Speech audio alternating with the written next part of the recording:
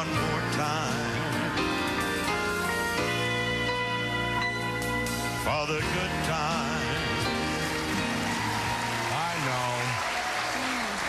You were singing along with that record at home. I know you were. A classic, one of the classics of all time in all kinds of music. Recently celebrated its 23rd anniversary of that song going to #1, which sold 11 million copies. Well, if you are a big Ray Price fan like I am, you'll be glad to know that he has some Greatest Hits volumes out. Greatest Hits Volume 1 and 2. And we're so excited to have him here tonight. Here is the legendary Ray Price. Yep.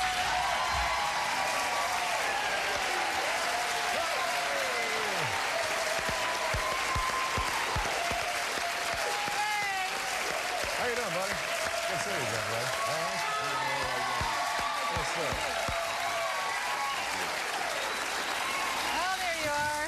You know, a song like that spurs so many memories for the people who enjoyed listening to it on the radio. What kind of memories does it bring back for you when you hear that song? Oh, pretty good. Oh, I imagine. Pretty good. Put me to work.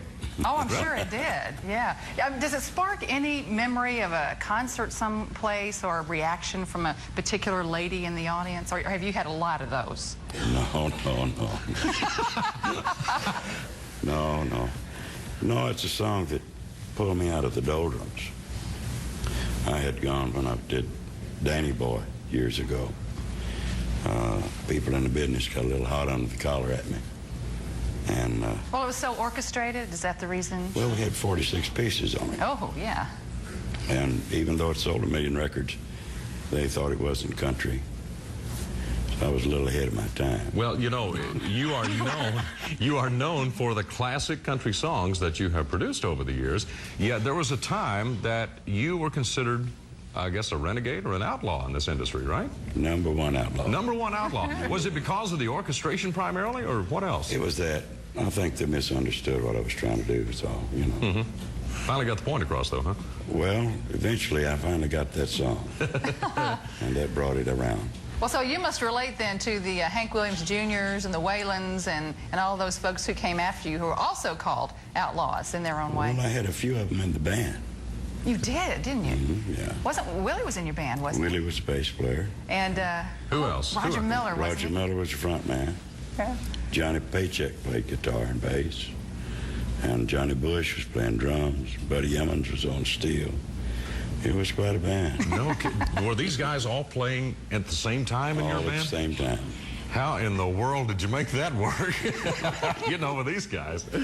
But it worked. It really did. All of us, most of us was from Texas, you know. Well, and now you are up for the CMA Hall of Fame Award. Now, we've talked about this before. That would probably mean the world to you, wouldn't it? To win that award? Well, I don't know. I don't think I'm old enough to win it yet. There you go. Think young.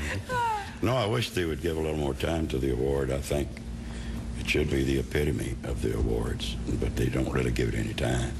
This makes the 4th time I've been nominated. Oh, 4 times. Well, you're like Susan Lucci in the soap operas. You know, she's been nominated how many times? 16? 14 or 15, something. Well, you're only on #4. Right. But see, Ray, they haven't forgotten about you. That's No, important. somebody you know? there likes me. I'm proud of that. I know you are. Now, you're continuing to work at a pretty steady pace. You know, one thing we failed to mention, and I know it's something you've got to be proud of, you have spent 40 years in this business, and you are still working just as hard as ever, aren't you? About 175, 200 days a year. Would it drive you nuts if you ever stayed away from the road? Go insane. You would go and say, you've got to be on the road? I got to be doing something. Really? Got to get out of the house. Well, no, what's wrong with inside the house, Ray? Not a thing. It's just inside the house. So next time you're feeling bad, you get a bus and you book a tour, right? I mean, we're going to be in Branson. Could I mention that? Of course you Go ahead. We can. open there Yeah. the 1st of September at the Foggy River Boys Theater through the 31st of October. So we'll be there in like 45 or 50 days. All right. Now, Ray Price fans have this album. This is a double album that you've just released here, right? And are there re-recordings here, or these are the No, originals? those we re-recorded, yes. It's up-to-date sound. But primarily, it's the same thing that I did before. Yeah. The classic Ray Price sound. But you know, you kind of wonder, how could you make Crazy Arms and songs like that any better. I mean, they were beautiful just the way they were, don't you think? Oh, I still do Crazy Arm just like I did 40 years ago, you know. Yeah. So I love the songs. It's just that I thought at the time when I orchestrated the music that we needed more listeners to country music. And some of them didn't like the country music per se.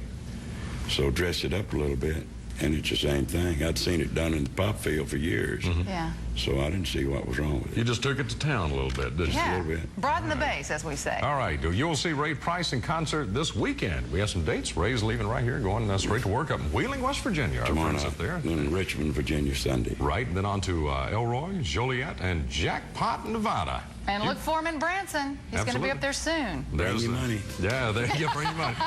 Yeah, you take yours to Nevada, too. And that's a look at Ray Price's album. Ray, thanks for coming by. Have a safe trip this weekend. Thank you, Charlie, Lorraine. All right. Well, we'll do this for the CMA nominee. We'll be back.